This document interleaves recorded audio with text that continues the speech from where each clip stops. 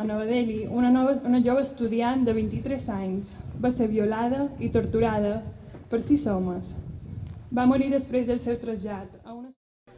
Estem aquest vespre, avui en aquest acte, a la plaça de la Salut, per reivindicar els drets de les dones de la Índia i rebutjar aquells actes violents que han passat darrerament en aquest país contra les dones. Como Feministas en Acción y Mujeres de Mallorca hemos querido hacer este acto de solidaridad y de rechazo hacia esa violencia.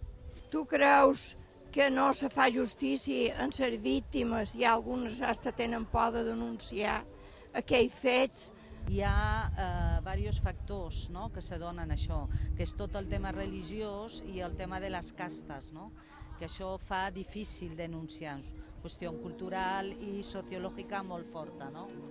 Ara bé, ara en aquest moment, amb tota aquesta austeritat pública, se fa cada vegada més difícil. No hi ha ajudes, cada vegada hi ha menys i se fa cada vegada més difícil, sí. Espero que doni resultat aquestes protestes i que condesqui l'exemple. Bueno, gràcies a vosaltres.